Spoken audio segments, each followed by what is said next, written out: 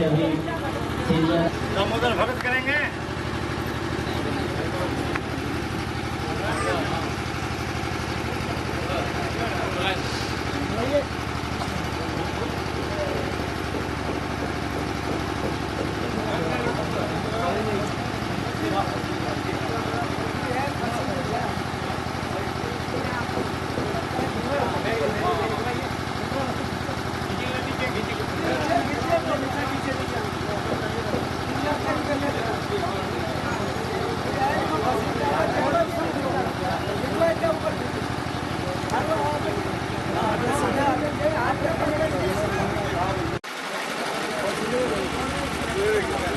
यही दफा है जो तो बचा है।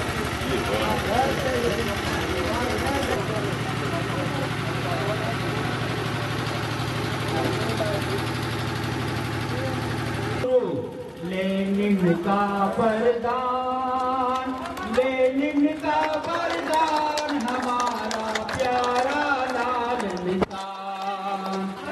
आओ दुनिया के मजदूरों, आओ भूखे प्यासे सूरों, आओ दुनिया के मजदूरों, आओ भूखे प्यासे सूरों, आओ हम सब मिलकर गाए इनकलाब का गान, इनकलाब का गान, इनकलाब का गान, हमारा प्यारा होली लड़ने आ पहुंची मैदान, आ पहुंची मैदान, आ पहुंची मैदान, हमारा प्यारा लाल निशान। संभलो संभलो पूंजी शाही, हम हैं इनकलाब के राही। संभलो संभलो पूंजी शाही, हम हैं इनकलाब के राही। अपना हक पाने को आए हैं हम लाल जवान, हैं हम लाल जवान, हैं हम लाल जवान, हमारा प्यारा लाल निशान। लेनिन का वरदान, लेनिन का वरदान, हमारा प्यारा लाल निशान। इनकलाब जिंदाबाद, भारतीय कम्युनिस्ट पार्टी जिंदाबाद, कॉमरेड महेंद्र यादव अमर रहे, कॉमरेड महेंद्र यादव अमर रहे, कॉमरेड महेंद्र तेरे अरमानों को, कॉमरेड महेंद्र तेरे अरमानों को, इनकलाब जिंदाबाद, भारतीय कम्युनिस्ट पार्टी जिंदाबाद, भारतीय कम्युनिस्ट पार्टी जिंदाबाद, कॉमरेड महेंद्र यादव अमर रहे, कॉमरेड महेंद्र यादव अमर रहे, साथी तेरे अरमानों को, साथी तेरे अरमानों को, इनकलाब जिंदाबाद, समाजवाद जिंदाबाद, पूंजीवाद हो बर्बाद, पूंजीवाद हो बर्बाद, कमाने वाला खाएगा, कमाने वाला खाएगा, लूटने वाला जाएगा, एक नया जमाना आएगा, एक नया जमाना आएगा, इनकलाब जिंदाबाद, पुष्पांजलि का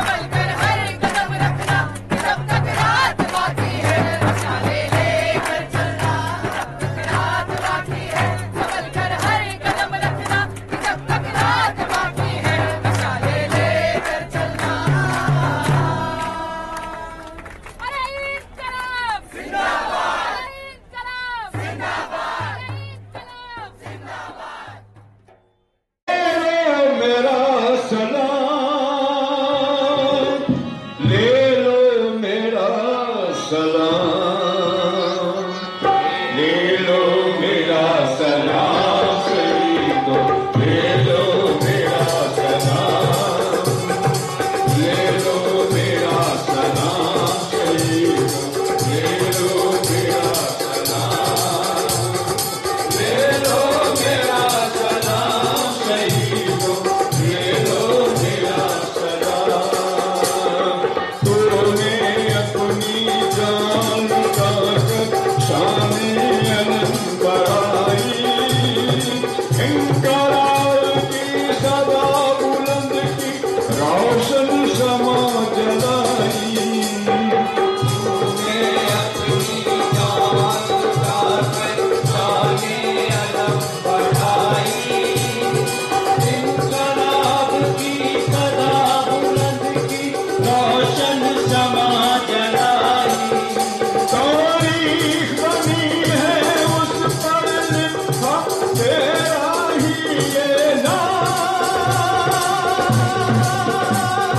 तेरा ही ये नाम शहीदों, ले लो मेरा सलाम, ले लो मेरा सलाम शहीदों, ले लो मेरा सलाम। तूने अपने वतन की खातिर सजनी किया है सीने को, आजादी का नगमा गा तेरा न संगीनों को। तूने अपने वतन की खातिर सजनी किया है सीने को,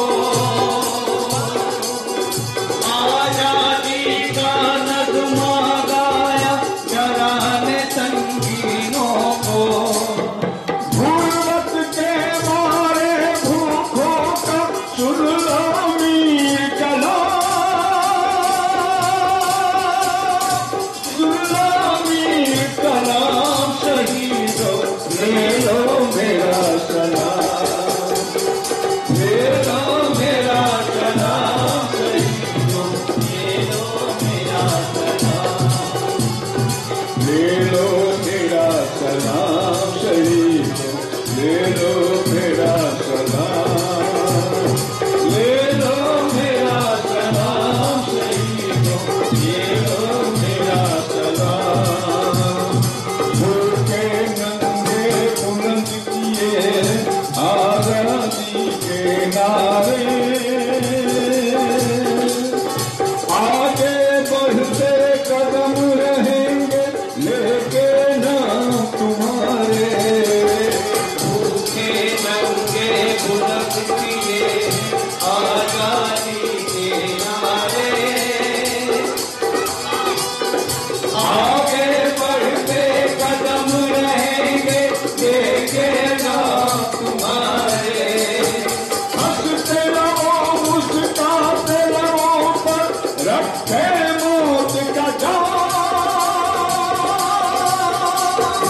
रखे मौत का जाम शहीदों, ले लो मेरा सलाम, ले लो मेरा सलाम शहीदों, ले लो मेरा सलाम, ले लो मेरा सलाम शहीदों, ले लो मेरा सलाम शहीदों, ले लो मेरा सलाम।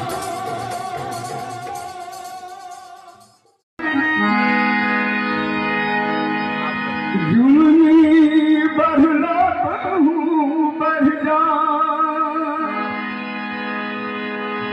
भैया,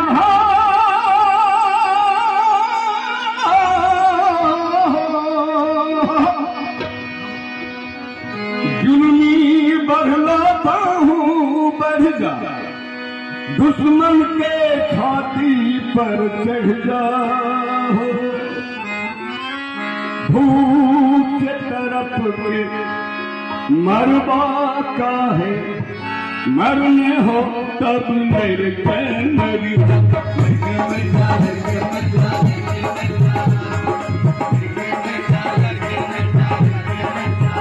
ओ जुल्म बढ़ रहा हूँ बढ़ जा, दुश्मन के छाती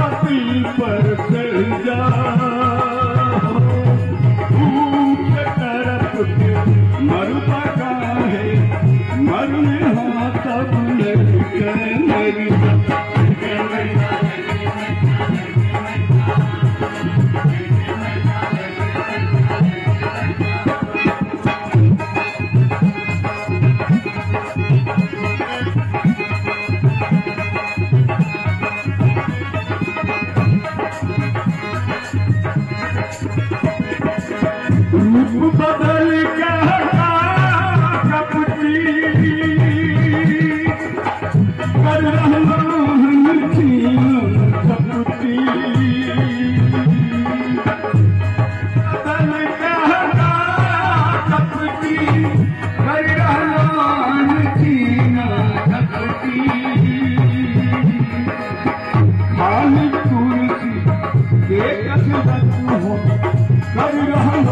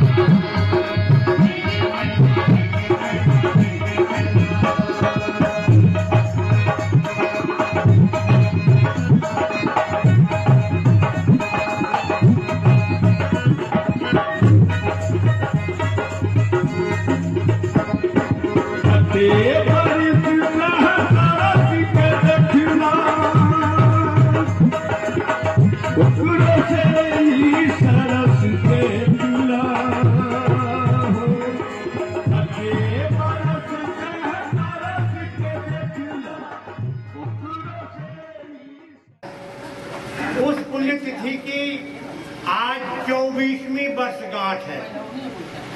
मैं इस संबंध में चाहूंगा कि हमारे अंचल मंत्री चंद्रशेखर मंडल जो नीचे हैं वो मंचासीन हो जाएं। मैं इस संबंध में चाहूंगा वो मंचासीन हो जाएं। कामरेड परमानंद मंडल सिकंदर जी और मंच बैठे मान्य नेतागण और जितने साथीगण आए हैं उन सबको लाल सलाम पेश करता हूँ। साथियों, महेंद्र दा का ये जब भारतीय कम्युनिस्ट पार्टी में जब ज्वाइन ये किए थे उस समय से ये अपना योग, अपना कर्तव्य, अपना विचार, अपना ईमानदारी इसने वो जला किया था ये भारतीय कम्युनिस्ट पार्टी। इसका जो कर्म और कर्तव्य और इसका जो पार्टी का जो सिद्धांत है ये सिद्धांत को अच्छी तरह से मानते हुए सब छोटे बड़े को समझाते हुए आगे लाइन देते हुए इन्होंने आगे हम लोगों को बुद्धि विकास दे करके बढ़ाया है। और इसी बीच में जो चले गए हैं तो हम लोगों को यहाँ कुछ संकट आया है, लेकिन संकट दूर करेंगे तो वही करेंगे और हम लोग लगे रहेंगे। महेंद्र दा का इतना करना हमारा उतना अकिल ज्ञान है। बहुत गंभीर नेता थे, इतना बड़ नेता थे, गोर में चप्पल नहीं थे, हम लोग छोटे थे तो दीरा दौड़ते थे। उस समय कोई साधन नहीं था, न टेम्पो का, न गाड़ी का, न घोड़ा का, पैदल जाते आते थे। बरसा रहे बुनी रहे कोई भी रहे, महेंद्र दा बहुत दिल से कर्मठ होकर के बेचारे ये समय दिए हैं। इसी के उपलक्ष्य में हम लोग इनको साले साल पुण्यतिथि मनाते हैं, मनाते रहेंगे। इन शब्दों के साथ आप लोगों को साथ ही पूर्व जिला मंत्री कामरेड राजेंद्र मंडल जी हैं वो मंचासीन हो जाएं। साथ ही महेंद्र बाबू के हेरे हे हो त्रिवेणी चचा लगेंगे रिश्ता में, हम की पिताजी से उम्र में छोटे थे। हे हो त्रिवेणी, हे हो 50 किलो गेहूं तो जिला के भेजी दो, नहीं तो महेंद्र रहते नहीं तो 2 दिन बोरा घिचिलते। वो ऐसे के जन जन के नेता थे। मैं जब कभी कभी ब्रह्मदेव को कहता हूँ तुम कैसे परिवार से बिलोंग करते हो, मैंने महेंद्र बाबू को बचपन से देखा। ठीक है, अभी दामोदर भगत ने कहा उनके पांव में चप्पल नहीं था, लेकिन भव्यपुर विधानसभा में भी उनका एक सानी रखता था कि महेंद्र आ रहा है, महेंद्र आ रहा है। इसी कड़ी में मैं चाहूंगा हमारे पूर्व अंचल मंत्री जो गोपालपुर से बिलोंग करते हैं, कामरेड सिकंदर यादव जी, जो आवे थोड़ा विस्तार से उनके जीवनी पर प्रकाश डालें कम समय में ही। जो हमारे राज्य के नेता हैं बिंदेश्वर बाबू उनको गाड़ी पकड़ना है। अब मैं उनकी ही बारी, उनके सिकंदर बाबू के बाद उनकी ही बारी आएगी, जो आप लोग धैर्य से सुनेंगे। कॉमरेड बिंदेश्वर बाबू को। सिकंदर जी। पूर्व जिला मंत्री कॉमरेड राजेंद्र मंडल जी और नौगछिया अनुमंडल से आए हुए जगह के तमाम अंचल परिषद के साथियों और किसान मजदूर भाइयों और नौजवान दोस्तों,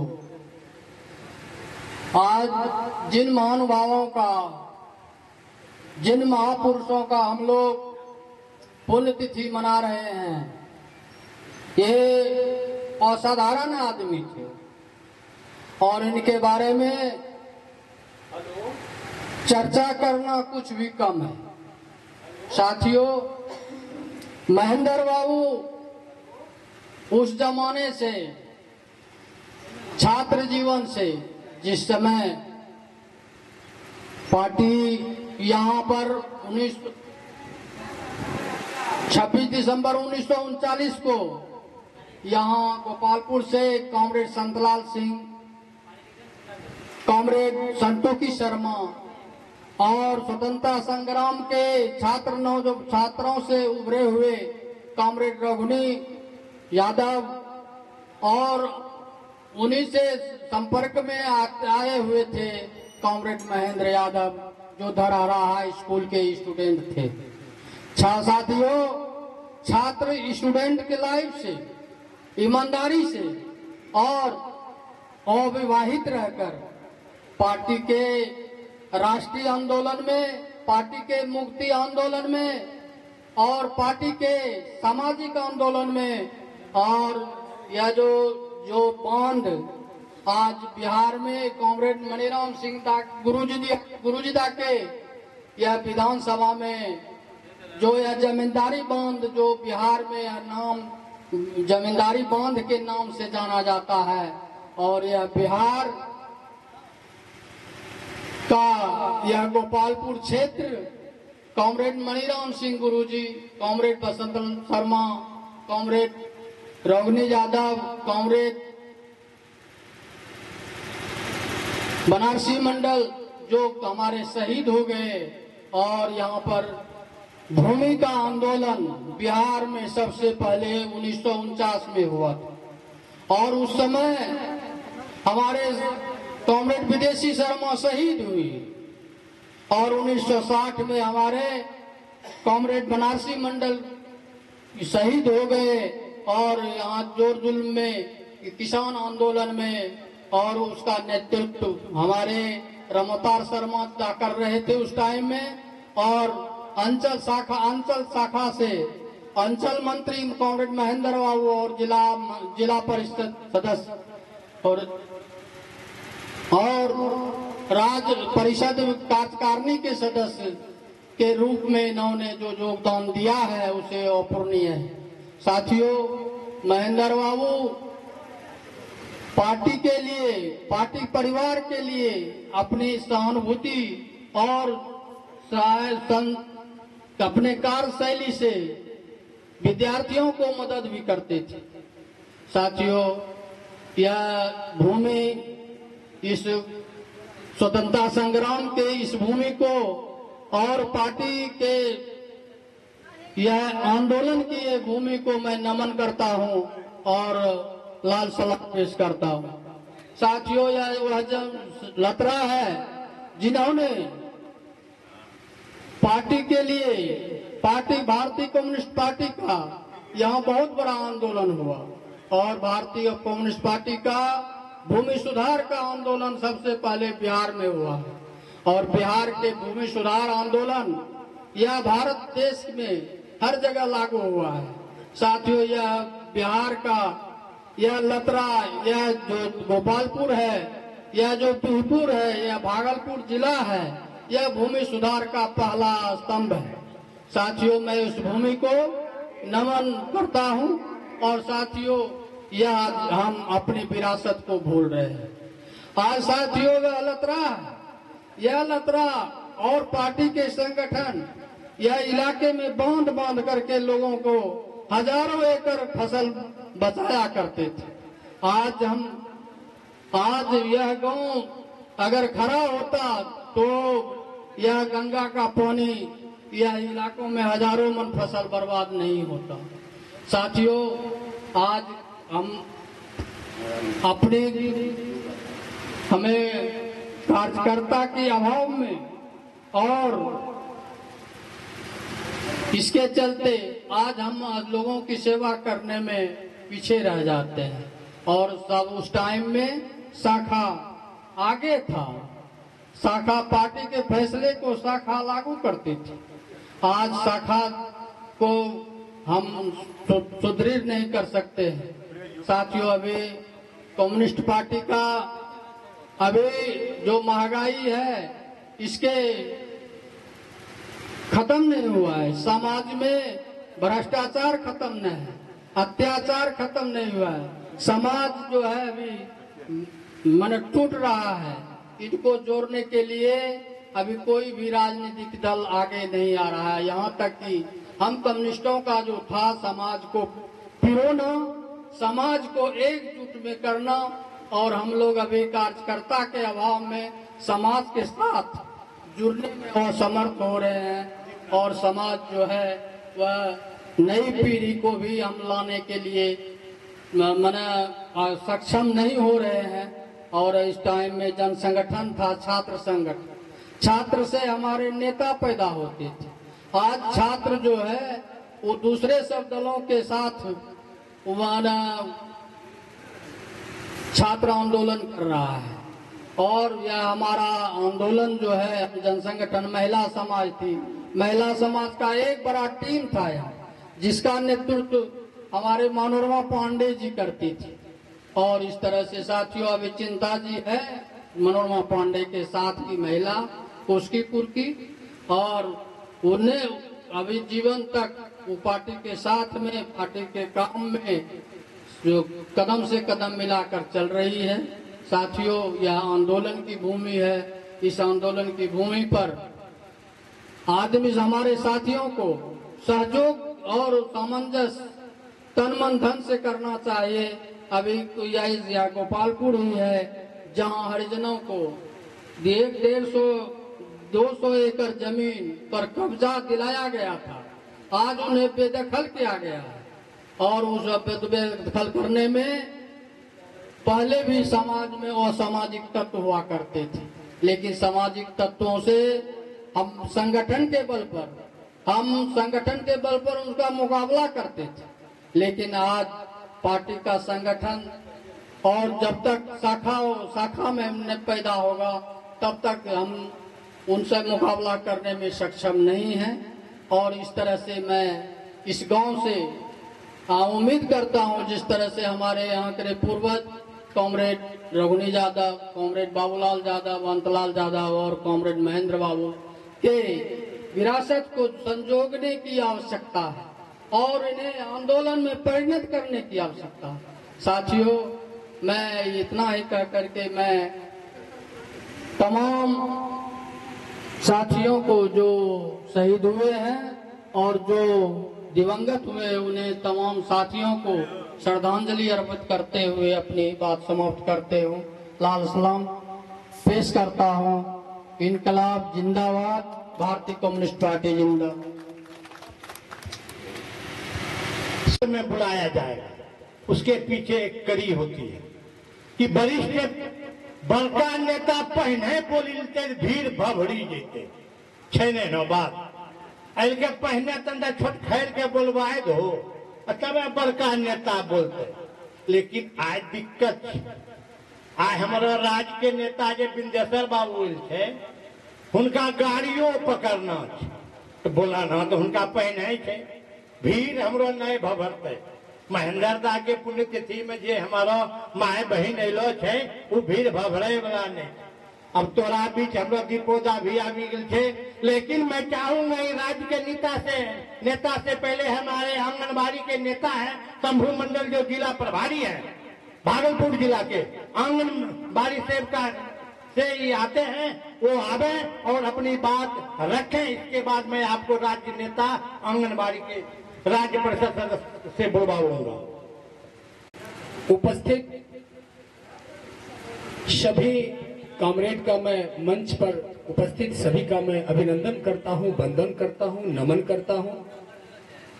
आज इस सभा में जो पुण्यतिथि पर उपस्थित हैं, सभा में सबका मैं वंदन करता हूं, अभिनंदन करता हूं।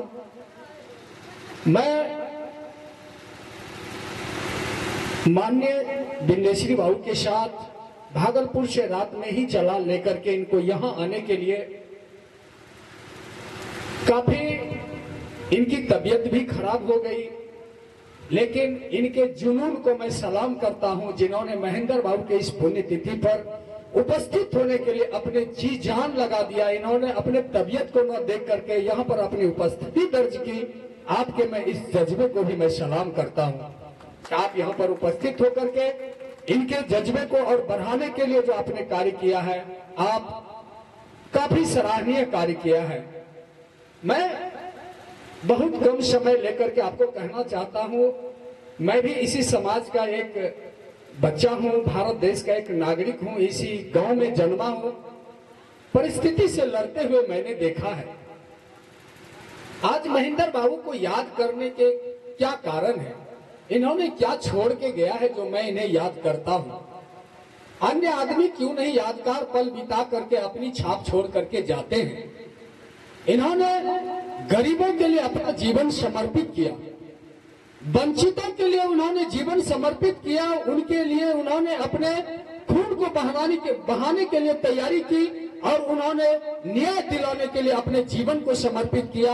आज उन्होंने जिंदगी के जीने के साथ साथ जिंदगी के बाद भी लोगों को जीने की राह बताने का कार्य किया। यही तो महेंद्र बाबू की पहचान है।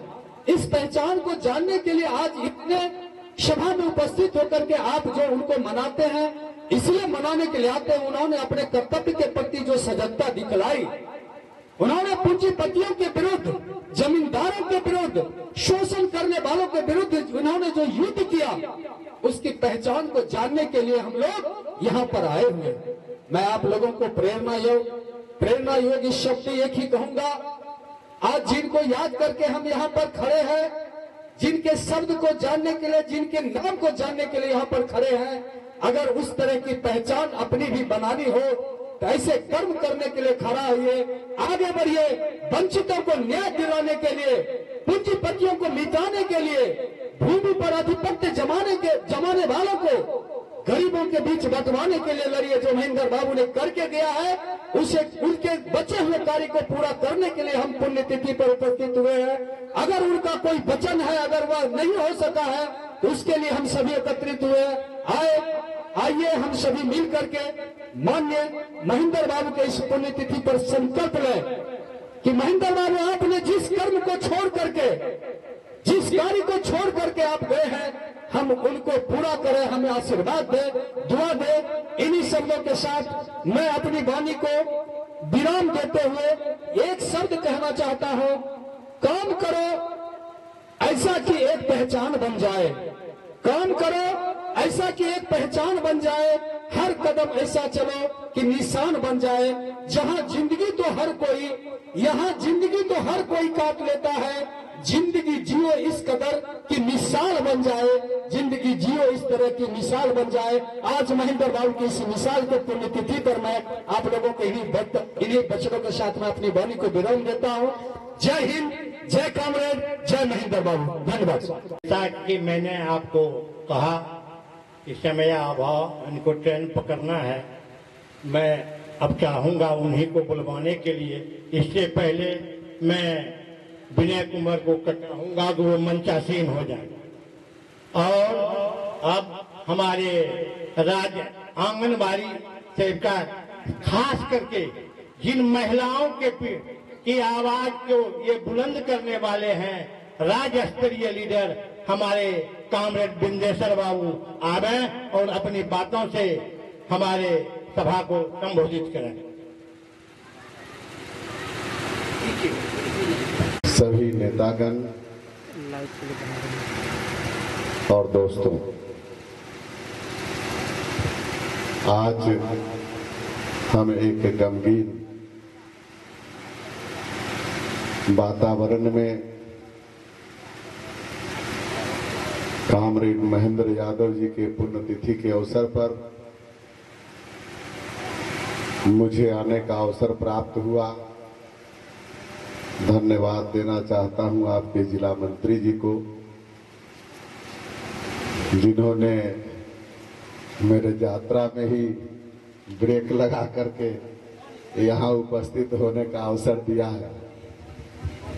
तो दोस्तों, आज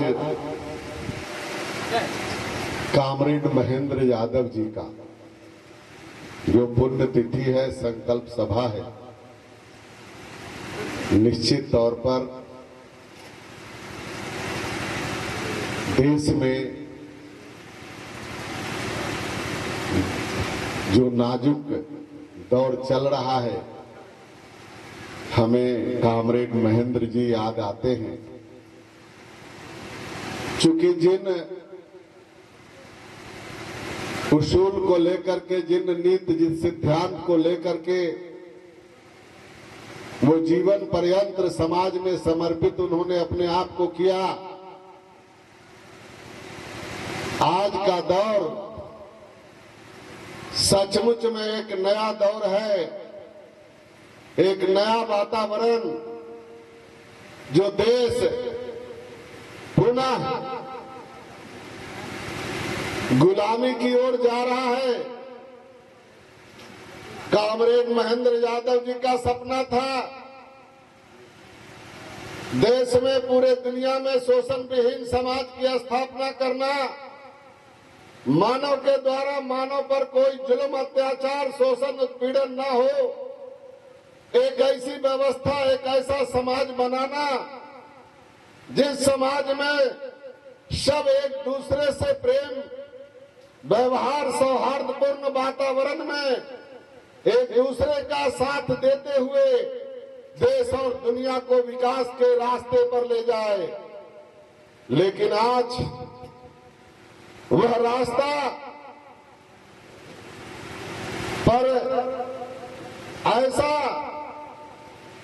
चट्टान आकर खड़ा हो गया है कि हम आगे तो बढ़ नहीं सकते, लेकिन देश को यह गद्दी पर बैठे सांप्रदायवाद और पूंजीवाद का जो संयुक्त गठजोड़ है, गठबंधन है, यह पीछे की ओर जरूर ले जा रहे हैं। आज देश, यह कहने में मुझे कोई हिचक और झिझक नहीं है कि दो आदमी इस देश को बेच रहा है, मैं बोलता हूं, बेच रहा है। अगर धरती पर इस देश में किसी संवैधानिक संस्था को इतराज हो तो मुझे यह परवाह नहीं है। इस देश को दो व्यक्ति मैं बोल रहा हूं, नाम भी अभी बताऊंगा। एक प्रधानमंत्री के रूप में भाई नरेंद्र दास मोदी जी और दूसरे गृह मंत्री। आश्चर्य होता है, मुझे क्षोभ होता है, ग्लानि होती है बोलने। जो गृह का मालिक है, जो घर का मालिक है, जो देश का मालिक है, वही घर को, देश को बेच रहा है। यह दुर्भाग्यपूर्ण स्थिति है, यह गंभीरतापूर्वक विचारणीय विषय है दोस्तों, कि जिसको आपने देश की सुरक्षा के लिए, देश के विकास के लिए उन्हें सिरमौर दिया, ताज पहनाया, आज उस ताज को इस देश के पूंजीपतियों के चरण वंदना कर रहा है। दो आदमी को मैंने कहा कि देश बेच रहा है। आश्चर्य की बात है कि दो ही आदमी इस देश को खरीद भी रहा है। गौर करिए भाई, दो ही आदमी इस देश को खरीद रहा है, एक अडानी और दूसरा अंबानी। रोज सोशल मीडिया पर बातें आ रही है, रेल बिक रहा है, भारतीय रेल के जगह पर अडानी रेल लिखा रहा है। गौर करिए, हम किस आजाद मुल्क में हैं, कहां हम हैं। आज लेवल भले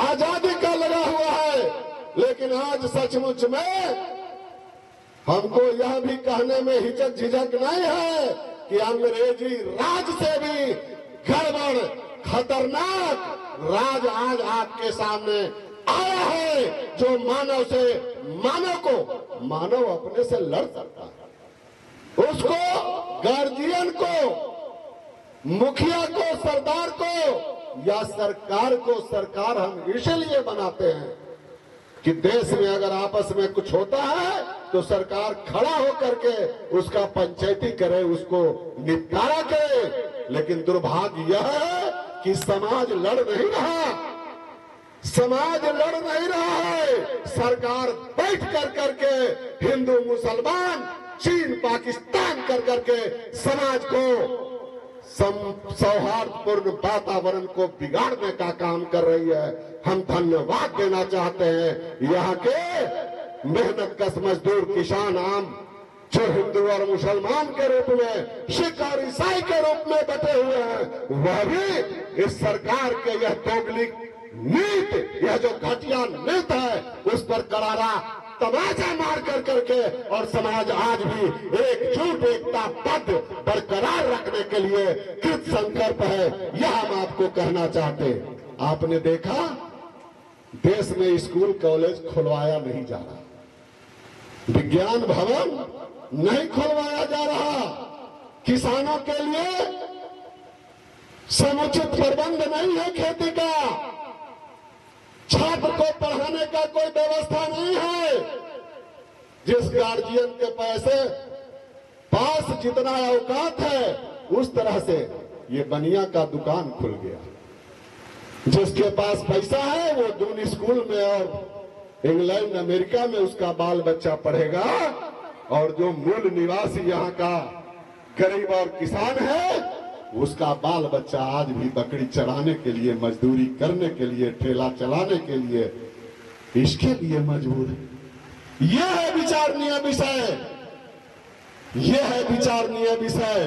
कामरेड महेंद्र यादव के पुण्यतिथि पर आज हमें यह विचार करने की जरूरत है कि क्या यह देश रहेगा या देश गुलाम हो जाएगा। क्या यह देश में सांप्रदायिक सौहार्दपूर्ण वातावरण रहेगा या देश में भाईचारा मिट जाएगा। यह एक विचारणीय विषय है। और इसलिए दोस्तों, हम धन्यवाद देना चाहते हैं, हम धन्यवाद देना चाहते हैं। यह भारत का जो संविधान बना, बाबा डॉक्टर भीमराव अंबेडकर साहब के द्वारा जो दिया गया संविधान, यह एक भाईचारा देता है, एक प्रेम देता है, एक सौहार्दपूर्ण वातावरण देता है, सबों के विकास का, सबों के हक का, सबों के अधिकार का मार्ग प्रशस्त करता है। और उस संविधान को यह सरकार खत्म करना चाहती है, उस संविधान को सरकार खत्म करना चाहती है। आज संविधान के रक्षा का सवाल है, देश के आजादी के रक्षा का सवाल है। यह हमारे सामने रोजी रोटी तो गया, रोजी रोटी की लड़ाई छोड़िए, हम लोग लड़ाई लड़े। जब लोग कहता था, हम लोग बोलते थे बूढ़ा बूढ़ी को पेंशन देना होगा, तो जमींदार के लोग फूल उड़ाते थे, मजाक उड़ाते थे कि मजदूरी करने वाले को तो मजदूरी मिलता नहीं है, फ्री में बुढ़वा बुढ़िया के पैसा दिला देगा। आज वह लड़ाई लाल झंडा का सिद्ध कर दिया, देश में कानून बना और बूढ़े बूढ़ी को पेंशन मिल रहा है। यह साबित, ये उदाहरण। हम लोग बोलते थे गरीबों को पक्का मकान बनाना होगा, कहता था कि छौनी छप्पर तो होता नहीं है, अभी पक्का मकान बनाने का सपना दिखा रहा। आज वो सपना नहीं हकीकत है, आज वो हकीकत है कि गरीबों को पक्का मकान बन रहा है। भले उसमें सरकारी भ्रष्टाचारी तंत्र जितना भी लूट खसोट कर रहा हो, लेकिन लागू हुआ। बेरोजगारों को बेरोजगारी भत्ता दो, और नहीं तो उसको रोजगार के लिए लोन उपलब्ध कराओ। बेरोजगारी भत्ता भी मिला, आज रोजगार के लिए प्रधानमंत्री रोजगार योजना 10 लाख रुपया मिलता है, उसमें 5 लाख अनुदान मिल रहा है। इस तरह से एक दो नहीं, सैकड़ों कानून बनवाया गरीबों के लिए इस लाल झंडा ने, भारतीय कम्युनिस्ट पार्टी ने, जो आज समाज के लोग उसका उपयोग कर रहे हैं। लेकिन आज इससे ऊपर समाज आ गया है। आज इससे ऊपर का प्रश्न है कि हम तो लड़ाई लड़ेंगे हक और अधिकार के लिए, लेकिन यह हक और अधिकार की लड़ाई तब होगा जब हमारा देश होगा, जब हमारा संविधान होगा। देश होगा तभी फिर आपस में हम लड़ेंगे भी और आपस में आगे बढ़ेंगे। संविधान रहेगा तभी हम किसी की सुरक्षा कर सकते हैं या अपना सुरक्षा प्राप्त कर सकते हैं। वो संविधान का दायित्व है और उसी संविधान से आज प्राप्त, उस संविधान को खत्म करना चाहते हैं। इनके पास स्कूल, कॉलेज, यूनिवर्सिटी खोलने का कोई प्रस्ताव नहीं है। तो ये अयोध्या में राम जन्मभूमि, हम जब पटना से चलते हैं पूर्णिया के लिए, ये 4 लाइन बन रहा था, तो हम देखा कि 1 2 नहीं सैकड़ों मंदिर बने रोड पर बने हुए हैं। कहां कोई रोकता है भाई? हर घर में लोग मंदिर बनाओ, किसको कौन रोक रहा है? लेकिन इस देश में यूनिवर्सिटी नहीं खुलेगा, कल कारखाना नहीं खुलेगा, जो बंद कल कारखाना है वो भी चालू नहीं होगा। लेकिन अयोध्या में राम जन्मभूमि के नाम पर, ईंट शिला पूजन के नाम पर, और अब राम आएंगे के नाम पर आ गए राम। क्या हो गया? हम लोगों ने इंतजार किया, चलिए अगर उससे भी खुशी हो जाए। हमको राम से कोई दुश्मनी थोड़े, न राम से दुश्मनी है न रहीम से दुश्मनी, किसी से दुश्मनी नहीं है। लेकिन हम सिर्फ आपको यह बताना चाहते हैं कि सच्चाई राम को लाने का नहीं है, राम के नाम को बेच कर करके अब देश को बेचने का सवाल है, दिशा मोड़ने का सवाल है, दिशा को भटकाने का सवाल है। और यही काम मोदी जी कर रहे हैं, जिसका करारा तमाचा आपने देखा इस लोकसभा चुनाव में। वह अयोध्या की जनता ने जवाब देने का काम किया, तमाचा लगाने का काम किया कि इस देश को मंदिर मस्जिद के नाम पर भटकाने का काम मत करो। देश में मंदिर भी हैं और मस्जिद भी हैं। जिस मस्जिद का नाम लेकर करके इस 30 साल 40 साल 50 साल समाज को भटकाने का काम किया, कहां भी एक मुसलमान गया अयोध्या में यह कहने के लिए कि मस्जिद तोड़ करके भी तुम मंदिर खड़ा कर रहे हो तो हम जान दे देंगे? कोई कहा क्या? कोई नहीं कहा। इसलिए दोस्तों जरूरत इस बात की है, जरूरत इस बात की है कामरेड महेंद्र यादव के, हम सपनों को तभी साकार कर सकते हैं, हम उनके अरमानों को तभी पूरा कर सकते हैं जब वो जो उन्होंने संकल्प लेकर के पूरी जिंदगी कुर्बान कर दिया, पूरी जिंदगी समाज सेवा में रहे, जो सपना उन्होंने देखा था एक शोषण विहीन वर्ग विहीन समाजवाद की स्थापना करने का, आज आप जुटे हैं, आज हम जुटे हैं उसी संकल्प को लेने के लिए कि हम देश की आजादी को, देश के संविधान को महफूज रखेंगे और उसी रास्ते, संघर्ष के रास्ते, भगत सिंह के रास्ते, कार्ल मार्क्स और लेनिन के मार्ग प्रशस्त करने के रास्ते आगे बढ़ेंगे और एक ऐसा समाज बनाएंगे जिस देश में फिर कोई मानव द्वारा मानव का शोषण नहीं हो, भाईचारा सौहार्दपूर्ण वातावरण बने और समाज की स्थापना हो। हम उस रास्ते आगे बढ़े। इसी संकल्प के साथ भारतीय कम्युनिस्ट पार्टी की बिहार राज्य परिषद की ओर से आप तमाम साथियों का क्रांतिकारी अभिनंदन करते हैं और बिहार पार्टी के तरफ से कामरेड महेंद्र यादव जी को इस पुण्य तिथि के अवसर पर श्रद्धांजलि अर्पित करते हैं, उनके शोक संतप्त परिवार के प्रति संवेदना व्यक्त करते हैं। धन्यवाद। इनकलाब लाल सलाम। कि ये आपका राइफल और ये सरकार का राइफल है, आप अपना अपना राइफल ले लीजिए। और उनको उनके नेतृत्व में वह राइफल रिटर्निंग किया गया। आज उस जमीन पर 500 बीघा जमीन है और उस जमीन पर चाहे वह धोबिनिया का किसान हो, चाहे वह मिल्की का किसान हो, चाहे वह ढलबज्जा का किसान हो, उस सारे लोग उस जमीन पर मौजूद हैं अभी। और उनका जो रास्ता था वो जमींदार से कभी लड़ने में पीछे नहीं हटे। जब मैं चंद्रशेखर नगर बसाने का काम नवादा में जब मैं कर रहा था, 5 बरस तक हमको सेशन लड़ना पड़ा पर्वता स्टेट के खिलाफ में, और वो सजा हमको नहीं कर पाए। और 2 महीना पहले हम वहां से सेशन से रिहाई हुए। और उसी गांव में चंद्रशेखर नगर में महेंद्र बाबू, कॉमरेड बुट्टी राय, जो मंडलीय कार्यालय बुट्टी राय भवन है, नगोछिया कार्यालय, उन्होंने कहा कि 1 इंच पाछे हटने की जरूरत नहीं है, यहाँ पर लड़ाई लड़ना है तो यहाँ पर रहना पड़ेगा। हमने कहा कि महेंद्र बाबू जो कहिए हम खड़ा रहेंगे, चाहे जो कुछ रिजल्ट होगा इसी धरती पर होगा। और आज वह धरती आबाद है, लेकिन जो बिंदेश्वर बाबू ने जो कहा कि बदली हुई परिस्थिति में देश को ये बेच रहा है, और वह जमीन पर्वता स्टेट मुथरा साहू की जमीन था।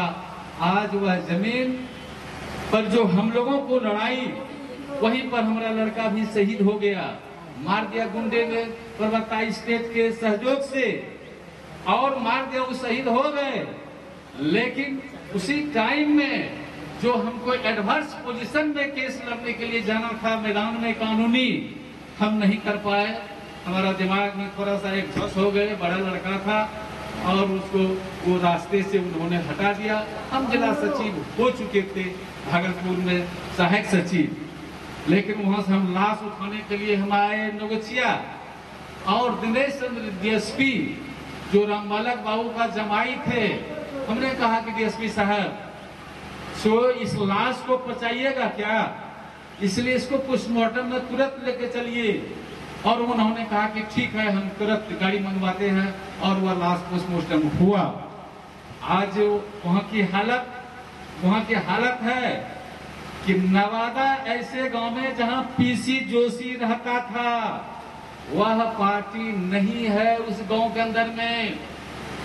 और आज बिचुलिया, उस मैदान में बिचुलिया जो जिंदगी में कम्युनिस्ट पार्टी के साथ में नहीं था, जो लोग अभी अगुवाई करने का कोशिश करता है, वो गवाह तक नहीं दिए उस केस में। लास्ट में वह गुंडा 4 साल के बाद वो रिहाई होकर निकल गए। और इतने नहीं हुआ, जब मिल्की का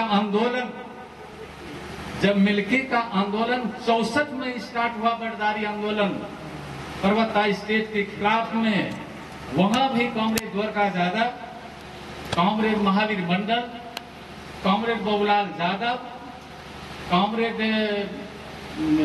इसका लतरा रोहिणी यादव, ये लोग भी वहां पर गए। और जिस टाइम में वह लड़ाई चल रहा था, उस टाइम में हम पार्टी दफ्तर के लिए बांस कटा रहे थे वैसे चांदनगर के लिए, और बांस कटाने के दरमियान में सोचा कि इसको मार देंगे। गुरुजी आ गए थे पटना से सैदपुर, और वहां पर हमला किया गया। संयोग बस गुरुजी को टेलीफोन हुआ, गुरुजी वहां से तुरंत आए, और गुरुजी ने चैलेंज किया कि अब हम लोग आ गए, तुमको मारना हो जरा सा मार के देखो। और नवादा के साथी सारे लोग कतार में लग गए, और गुरुजी के चरण पर वो गिरने लगे कि हमको माफ कर दीजिए गुरुजी, हम अब ऐसा गलती नहीं करेंगे। और गुरुजी ने कहा कि जाओ तुमको माफ कर दिया, लड़ने का वक्त आवेगा तो फिर हम लोग लड़ लेंगे। और ये कह के गुरुजी ने उसको माफी दिया। और हमको भी कहा कि वहाँ पर एक भोज गुरुजी तो बहुत महीन आदमी थे, उन्होंने भोज किया था, कहा कि उसको भी बैठाओ और उसको बैठा के कहा कि एक साथ खाओ। और वह होने के बाद वह लड़ाई जीत हासिल हुआ। उतने नहीं, नगर गांव में संजय नगर का युद्ध हुआ वहां पर, और संजय गांधी के नाम पर उस वहां जब गांव हम बसा रहे थे, हमको जॉन्डिस हो गया था, और उस गांव में भी वो नाम रख दिए रघुनाथ बाबू, रघुनाथ सिंह, संजय नगर नाम रहेगा। हमने कहा कि संजय नगर नाम रह जाएगा, लेकिन हम जमींदार को यहाँ पर जितने नहीं देंगे। और जमींदार वहां से हारा, उस गांव को सबको पर्चा मिला, और आज वह संजय नगर गांव के बगल में है, और वह कम्युनिस्ट पार्टी की नेतृत्व में इतनी बड़ी काम हुआ। ये बदली हुई परिस्थिति में जात के नाम पर, धर्म के नाम पर जनता को बांट करके ये जमींदार, ये सरकार अपना राज कर रहा है। आप जानते हैं ये भी क्या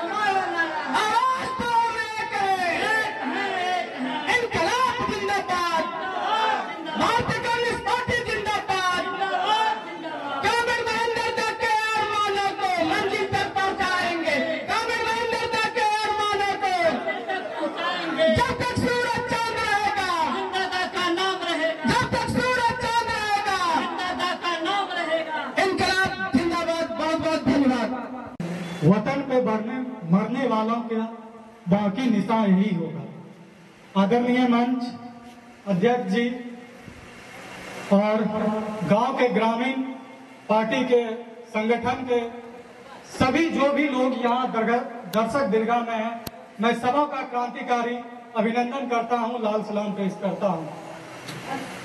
आज यह मौका श्रद्धांजलि सभा का है। महेंद्र यादव जी को, कॉमरेड महेंद्र यादव जी को जो है याद करने की है। आज उनका 24वां श्रद्धांजलि सभा है। हमने उनका दौर नहीं देखा, लेकिन हमने उनकी ऐसी ऐसी कहानी सुनी है जिनको लेकर के रोंगटे खड़े हो जाते हैं। जिस पूर्णिया, जिस रुपौली का जिक्र आप लोगों ने सुना, मेरा घर निजी रूप से वहीं से है। फिलहाल मैं ऑल इंडिया स्टूडेंट फेडरेशन के अध्यक्ष के रूप में भागलपुर का हूं। कई सारे बातें हुई महिलाओं को लेकर के, किसानों को लेकर के, युवाओं को लेकर के, और मैं आप लोगों के बीच में छात्रों की जो समस्या है उन समस्याओं को बताना चाहूंगा, ताकि इस श्रद्धांजलि सभा का जो असली मकसद है, जो श्रद्धांजलि सभा का जो एक रूप है, जो सच्ची श्रद्धांजलि हम उसको पेश करना चाहते हैं, वह आप लोगों को भी जो है मैं भाव प्रकट कर सकूं। जमीनों की लड़ाई चलती है, खेतों की लड़ाई चलती है, यह लड़ाई चलती है और चलती ही रहेगी। और इसमें सरकारों की भी एक तरह की अच्छी खासी दिलचस्पी होती है।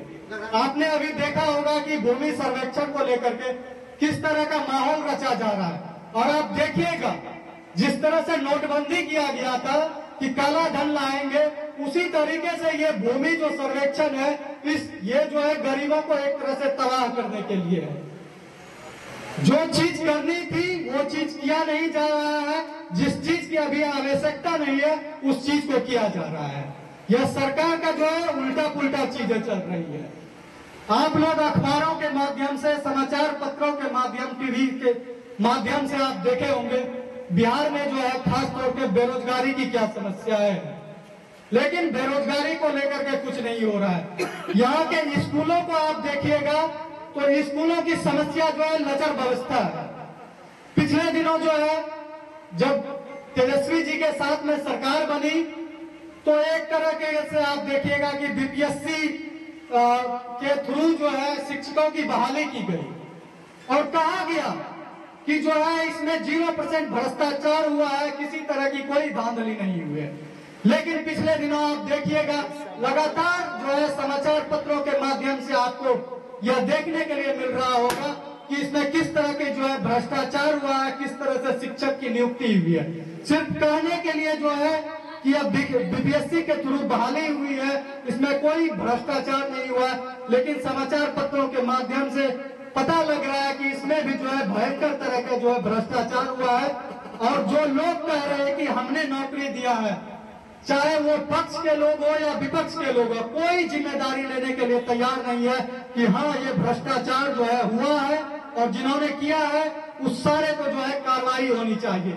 जो छोटे रूप में जो पकड़ में आता है उस शिक्षकों की नौकरी जाती है, लेकिन जो बड़े हैं, जो बड़े लोग हैं जिन्होंने इस तरह का काम किया है उस पर कोई आरोप नहीं हो रहा है, उसको जो है कोई हटा नहीं रहा है। आप देखिएगा विश्वविद्यालयों में भी आप लोगों के भी बच्चे पढ़ते होंगे, विश्वविद्यालयों में जो है 3 साल के कोर्स को जो है, जो आप लोगों का बच्चा जो ग्रेजुएशन करता था पहले 3 साल का कोर्स होता था, लेकिन ये नई शिक्षा नीति ला करके उसे 4 साल का कर दिया है। 3 साल के कोर्स को आप जो है 5 साल पहले करवाते थे, लेकिन आपने जो है उसे जो है 4 साल करवा दिया। उस 4 साल में भी आप उसे जो है करवा पाएंगे या नहीं अच्छे ढंग से, इसका कोई गारंटी नहीं है। वो 4 साल का कोर्स हो सकता है 6 साल में भी आपका पूरा हो।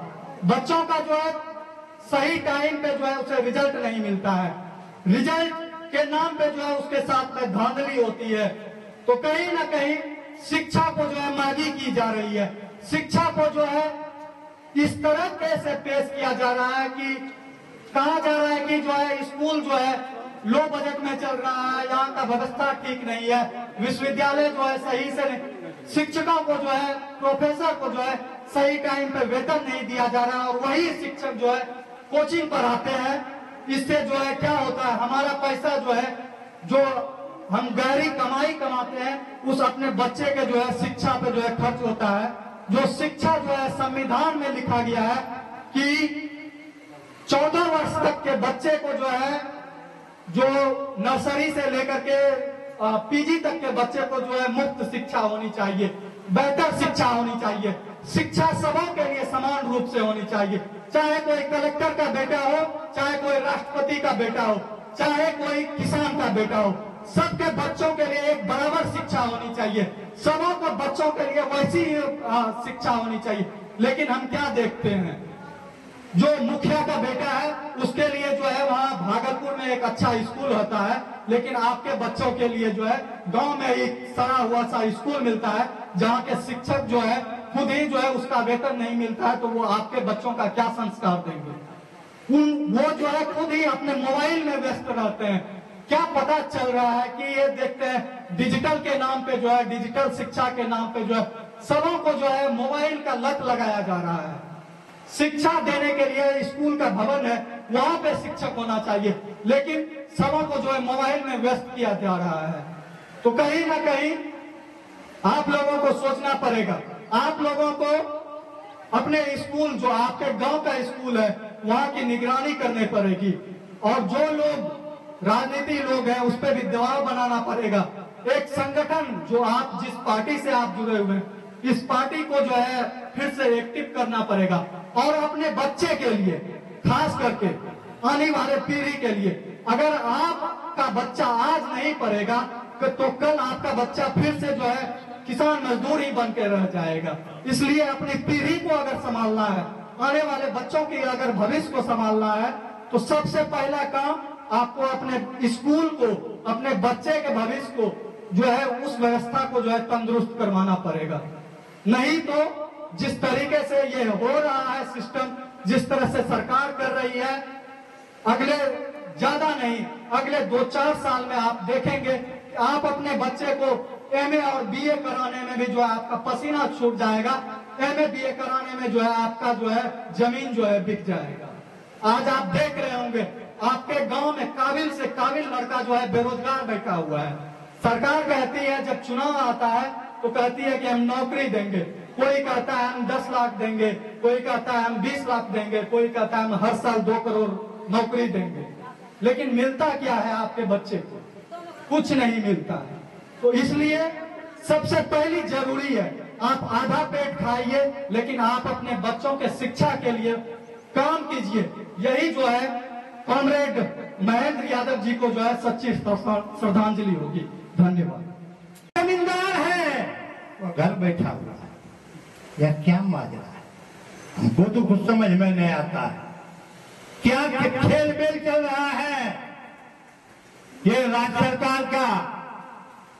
इस पर तो हमारे छात्र नेता ने थोड़ा बहुत प्रकाश डाला तो हमको भी दिमाग में थोड़ा टनकारा मारा। अपनी बात को तो ये कहता है कि 2 कट्ठा 4 कट्ठा वाला का मुटका फाइल लगा भी पूरी में घूमे छिए। इस्माइलपुर हम घूरते हैं तो गोपालपुर हम घूरते हैं रामचंद्र बाबू के परिवार नहीं घूमे,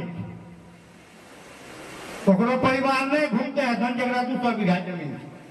अब ये करीब है तो अच्छा हमें तो बार बार कह रहे हम कि हमारा पूर्व जिला मंत्री जे राज्य के नेता थे, अच्छा प्रखर वक्ता थे, वो भी थे, लेकिन ओकरा से पहले हमारा जिला मंत्री जे बहुत बढ़िया भी बोले थे, लेकिन वो जिला मंत्री थी के बालेश्वर गुप्ता जी वो आबो और अपना बात कर रखो हो जिला मंत्री। उपस्थित हमारे राज्य कार्यकारिणी के सदस्य comrade Sudhir Sharma ji, youth federation के राज्य अध्यक्ष संजीत सुमन जी और विभिन्न अंचलों का आए हुए अंचल सचिव, जिला परिषद सदस्य और ग्राम के उपस्थित नौजवानों, बुजुर्गों, वृद्धों और माताओं और बहनों, सबसे पहले मैं भागलपुर जिला भारतीय कम्युनिस्ट पार्टी की ओर से कॉमरेड महेंद्र यादव को अपनी श्रद्धांजलि अर्पित करता हूं और उनके अधूरे सपने को, कार्यों को पूरा करने का संकल्प लेता हूं।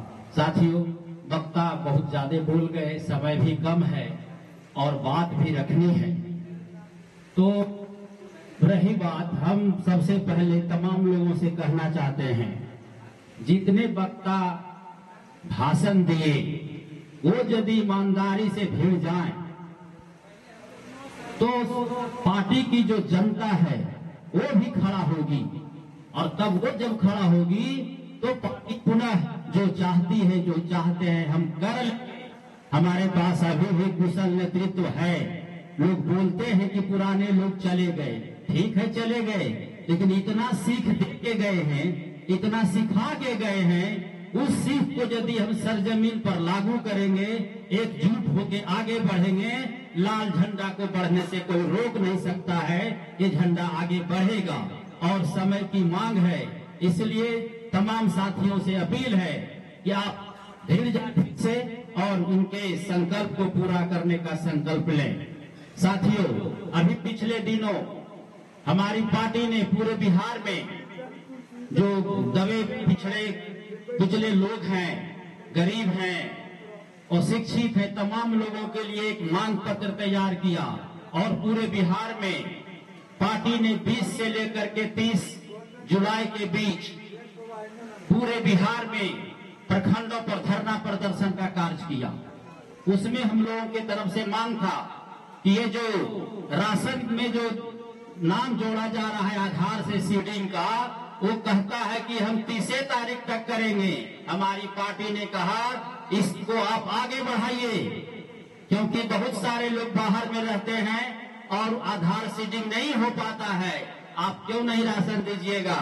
इसीलिए इस समय सीमा को आप बढ़ाइए। हमारी पार्टी ने कहा, सरकार ने कहा कि जो भूमिहीन है उसको हम 5 डिसमिल जमीन देंगे। प्रधानमंत्री बसेरा 2 अभियान के तहत हमने फॉर्म जारी किया और अंचल सचिवों को और तमाम लोगों को निर्देशित किया कि जो भूमिहीन हैं उनसे फॉर्म भरवाइए और वो फॉर्म को सीओ के यहाँ रिसीव करवाइए और उसके बाद आंदोलन शुरू किया जाएगा। आप ये भूमिहीन है, इसको बसने के लिए आप जमीन आपको देना पड़ेगा, सरकार का घोषणा है, आप इसको करिए। इसके लिए भी वो मांग था। उसमें ये भी मांग किया गया था कि वृद्धा पेंशन है, बड़े पैमाने पर कटौती की तैयारी है, उसको समाप्त किया जाए। तमाम वृद्धों को जैसे दिया जा रहा है उसको दीजिए और वृद्धा पेंशन की राशि 5,000 कीजिए। एक आदमी के जीवन गुजारा के लिए कम से कम 10,000 चाहिए, कम से कम 5,000 दीजिए, तब जो है वृद्धों का बढ़िया से सेवा शुश्रूषा होगा और उसका जीवन कटेगा, क्योंकि पूरा जीवन तो वो देश के लिए ही अपना समय देता है। ये होना चाहिए। उसमें ये भी था कि जो विधवा है या जो बच्चा 18 साल से नीचे का है, उसका कोई गार्जियन नहीं है, उसके लिए भी सरकार के यहाँ योजना है कि उस बच्चे को जो है 18 साल पूरने तक सरकार 4,000 रुपया पेंशन उसको मिलेगा। ये कार्य भी कराने का है। उसके बाद जो बाढ़ क्षेत्र में आ गया, सरकार जो पहले करती थी, जैसे बाढ़ आता था राशन मिलता था, पूरा देखभाल किया जाता था, सारा कुछ आंख बंद करके प्रशासन सोए रहता है।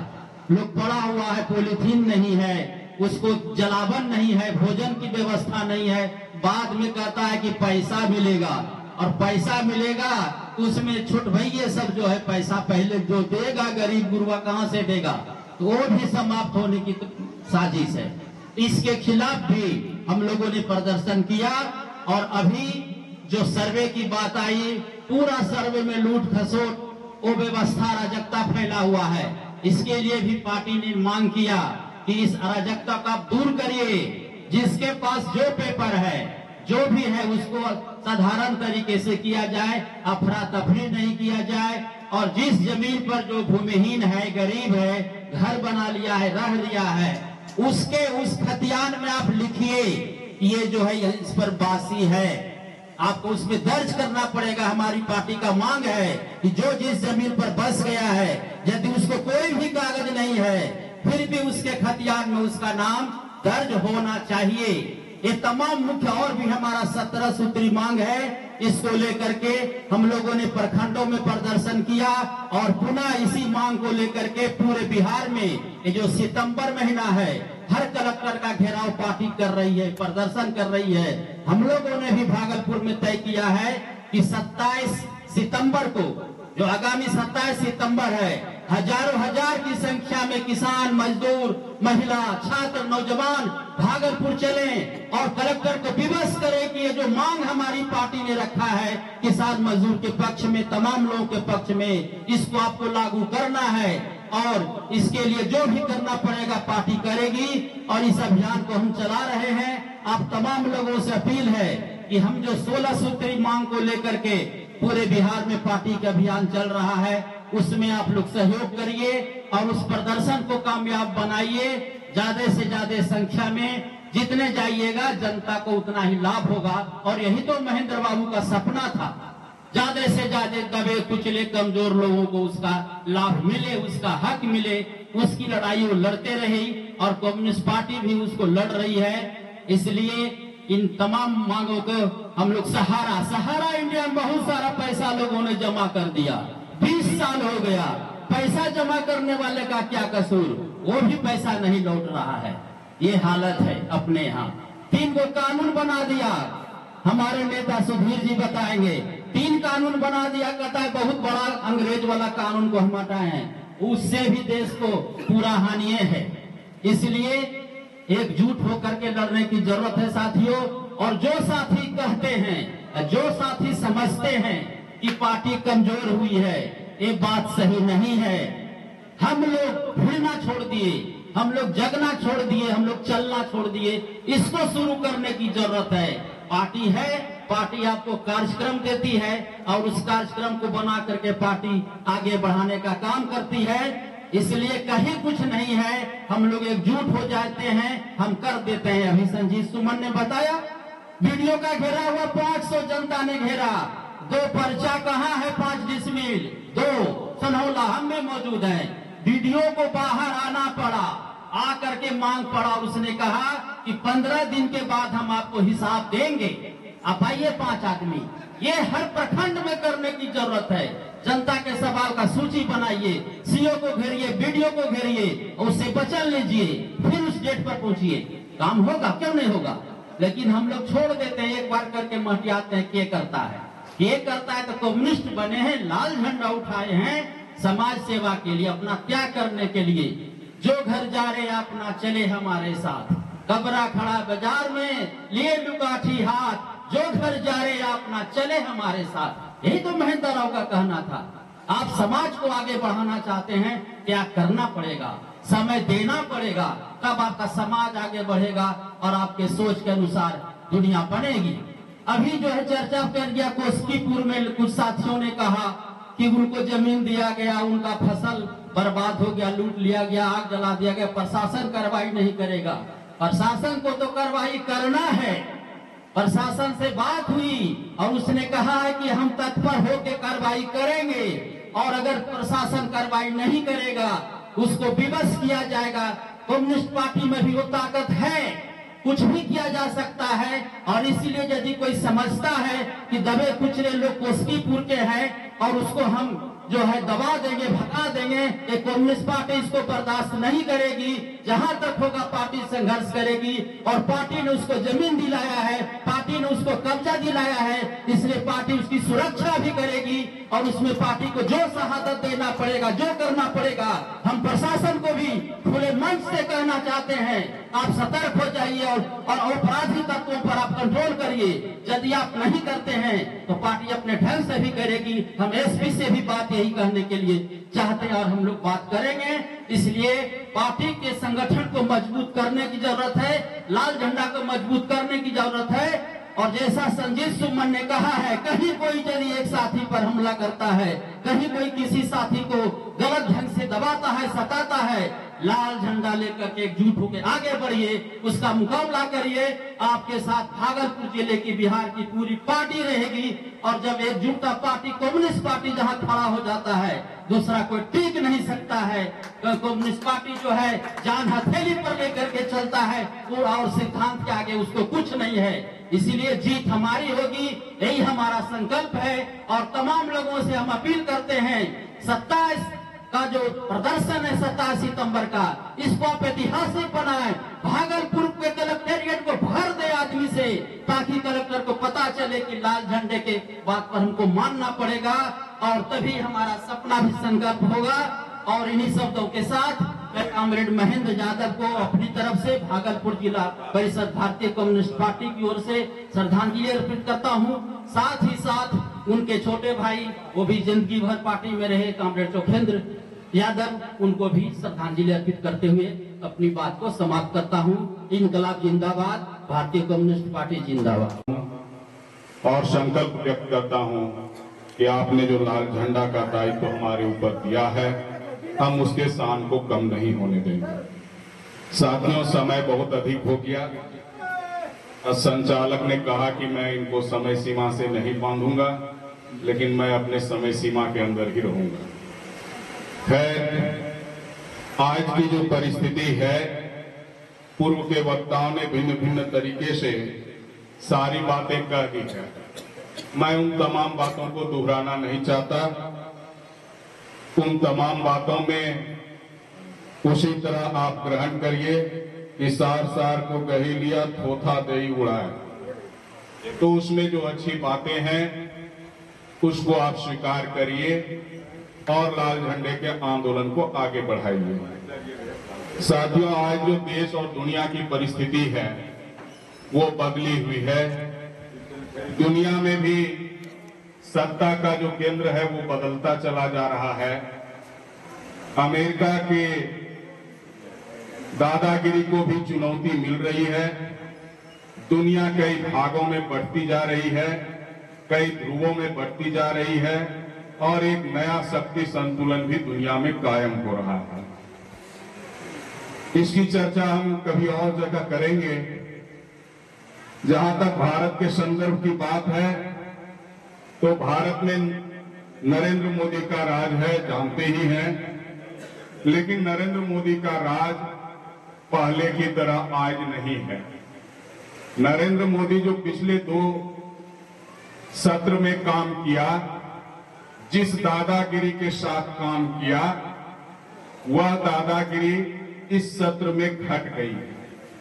घटने का कारण यही है कि जनता के बीच जो आक्रोश था, उस आक्रोश का इजहार हुआ, और जिस भारतीय जनता पार्टी को अकेले लोकसभा में बहुमत था, उस भारतीय जनता पार्टी को इस बार लोकसभा में बहुमत नहीं मिला और वह कई अन्य पार्टियों पर निर्भर है। गठबंधन की सरकार पहले भी थी, आज भी है, लेकिन पहले गठबंधन पर निर्भर नहीं थी, आज वो गठबंधन पर निर्भर है। और यह देखने के लिए आपको मिला होगा इस बार के लोकसभा के सत्र में कि कुछ मुद्दे पर सरकार को पीछे हटना पड़ा, चूंकि उसके गठबंधन के लोगों के अंदर में ही विरोध। ये पहली बार देखने के लिए मिला, नहीं तो मोदी जो चाहते थे सो करते थे। एक बात तय है दुनिया में कि दुनिया के सबसे बड़े दार्शनिक में से एक अरस्तु हुआ करते थे। वो कहते थे कि कानून जो है वो गरीबों के लिए है, अमीरों के लिए नहीं है। अडानी पोर्ट पर हीरोइन पकड़ा जाता है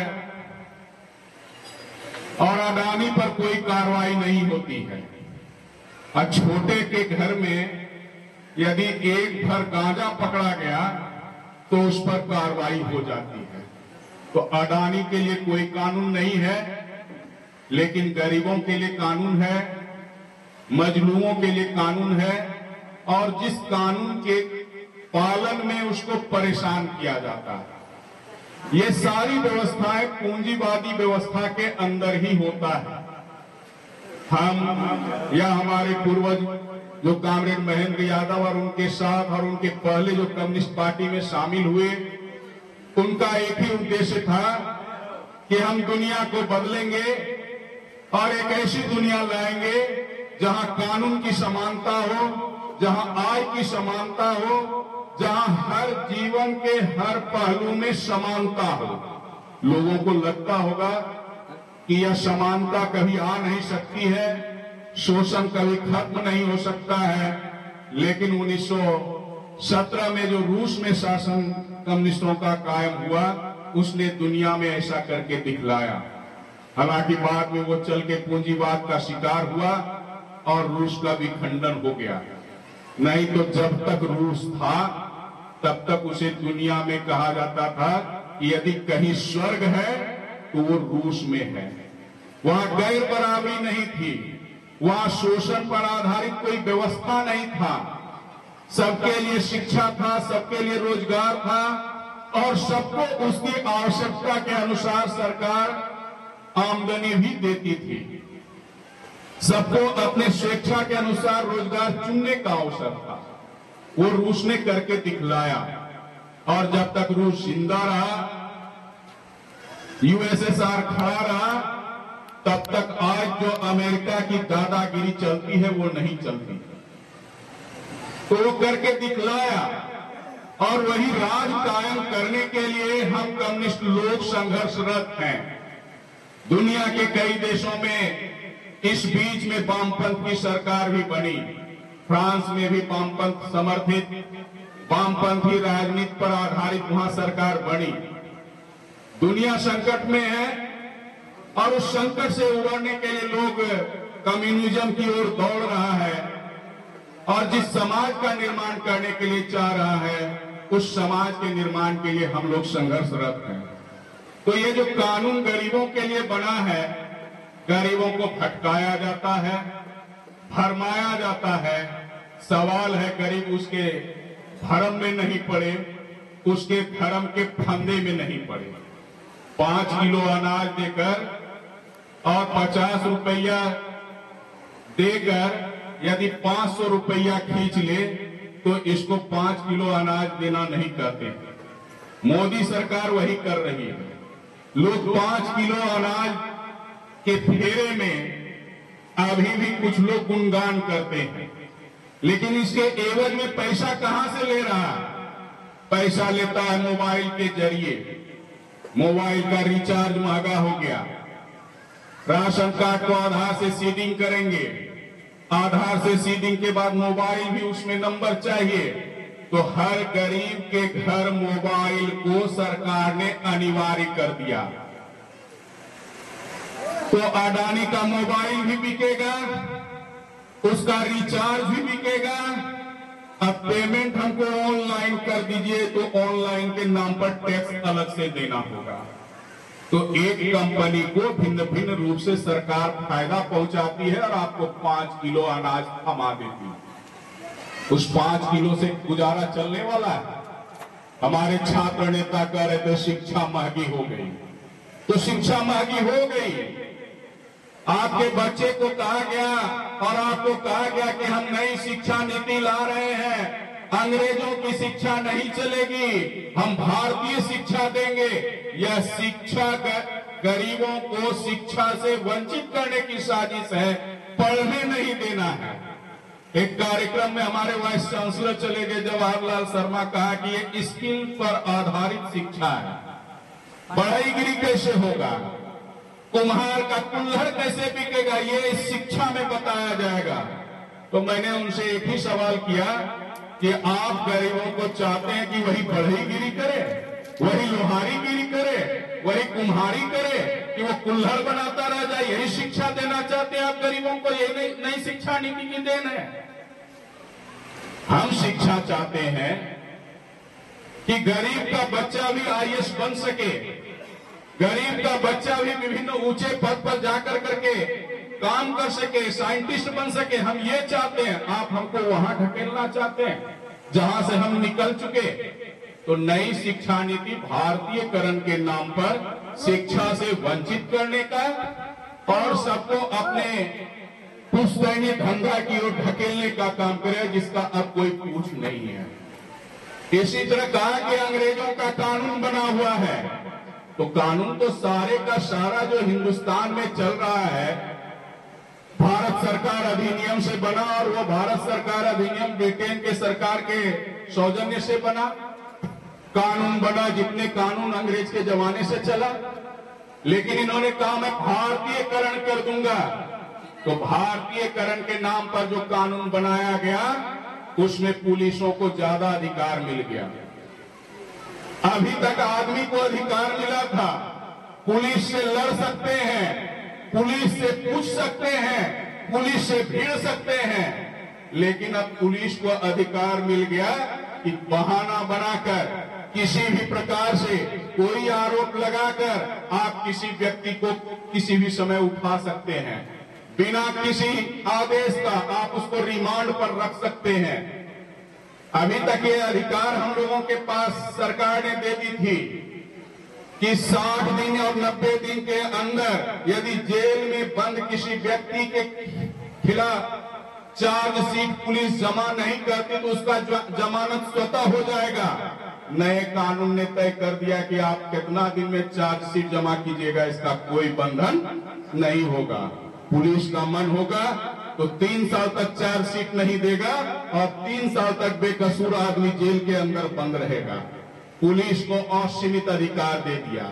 ये अधिकार इसलिए दिया कि मोदी के शासन काल में जनता उसके कारनामों से आक्रोशित है, आंदोलन कर रही है, आंदोलन भिन्न भिन्न रूप में हो रहा है। यह हमारे लिए उठ खड़ा नहीं हो जाए, हमारे खिलाफ लड़ने के लिए तैयार नहीं हो जाए, इसलिए पुलिस को ऐसा अधिकार दे दो कि इसके आंदोलन को कुचला जा सके। कल कोई गरीब अपने हक की लड़ाई के लिए ब्लॉक पर या जिला में कोई प्रदर्शन नहीं कर सके। ये असीमित अधिकार भारतीयकरण के नाम पर दे दिया गया।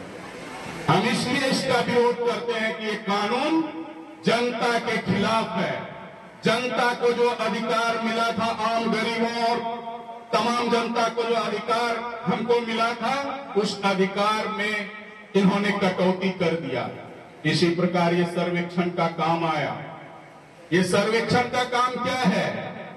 जिससे लड़कर लाल झंडे के सिपाहियों ने जमीन दिलाया, जमीन बंटवाया, शिकमी घोषित करवाया।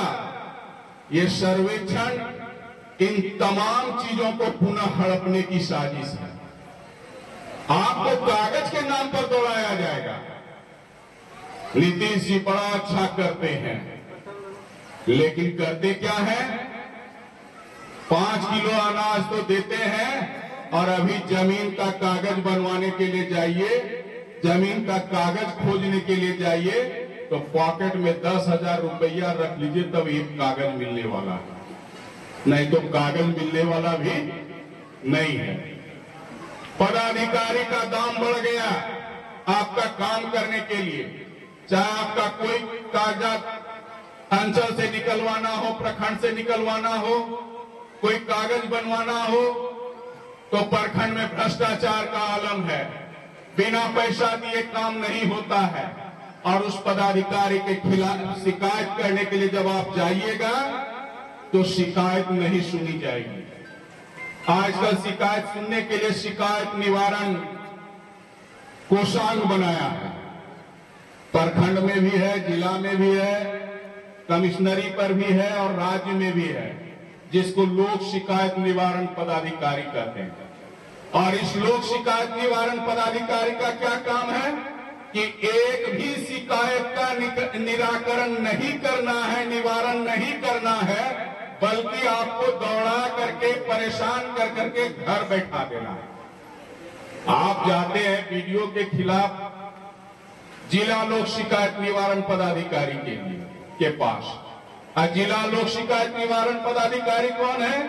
तो जिस कमेटी ने वीडियो को बहाल किया, यानी समान रैंक का पदाधिकारी ही लोक शिकायत निवारण पदाधिकारी होता है, इसलिए वो किसी वीडियो के खिलाफ कोई कार्रवाई नहीं करता। प्रमंडल में जाइएगा जिला पदाधिकारी के खिलाफ शिकायत करने के लिए, तो ये भी आईएएस वो भी आईएएस, इसलिए कोई कार्रवाई उसके खिलाफ नहीं होता।